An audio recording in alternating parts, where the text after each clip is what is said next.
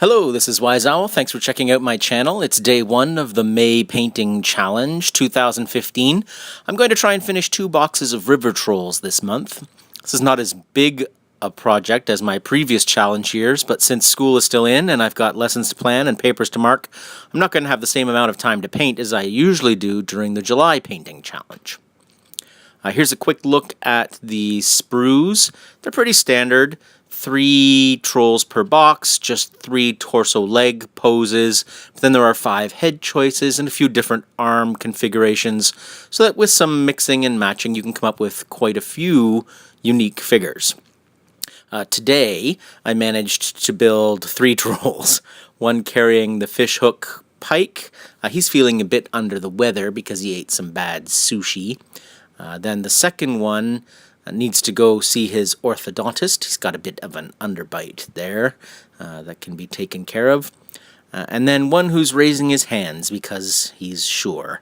You'll have to Google that if you don't get the raise your hand reference. Anyway, the models went together fairly quickly. There's some visible joints along the front and back pieces of the kit, of each torso, and a few mold lines that need to be taken care of. But for the most part, I'd rate the kit a very good with regards to assembly. There are a few extra bits, namely heads and arms, so I'm going to try to use them to get some additional trolls out of this kit. I'm going to sink the heads in some Woodland Scenics liquid water so that they look like alligators just lurking below the surface of the water. I used some magic mold to take an impression of one of the torsos before I finished building the model so that I could duplicate the shoulders, back, and neck parts in green stuff later on. Now on to the daily question. What was my first army and how did I come to own it? I started playing Warhammer Fantasy with the High Elves from the Island of Blood kit. A friend of mine introduced me to Warhammer in January 2012, and I've been hooked ever since.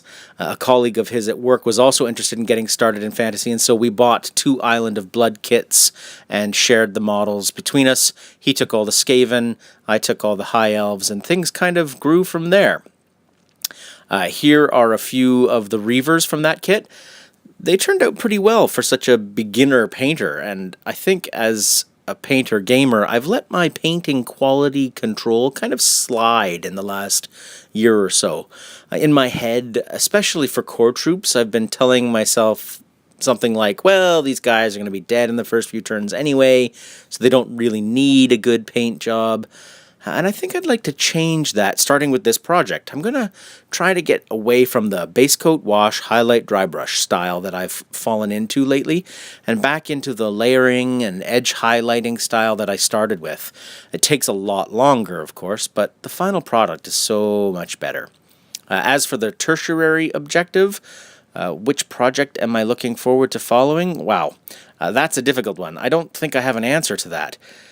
There's no single project that I'm drawn to, but I'm excited about a lot of them. Watching veterans to the challenge like WarbossTae or Mega Tim Ho, Dice Miniature Paint Guy, All Elves Are Dark, Tukiwai, Cheese Ninja Tabletop, Victor Q's. These are all great painters and very involved in the online presence of the Warhammer community. But I'm also eager to see the work of some newcomers to the challenge. At least they're new to me. People like alternative artist Joseph Burton and Tori Ling. And then there's always that one participant who just comes out with something that is really inspiring. And to me, when it's a total surprise like that, that's just awesome. I'm really looking forward to this year's painting challenge. Just from watching the bootcamp videos, I can tell it's going to be a great month. I'm always eager to learn how to be a better painter, so if you've got some tips, tricks, suggestions to help me get better, please feel free to leave a comment below. Happy day one, everybody. Good luck on your projects, and as always, thanks for watching.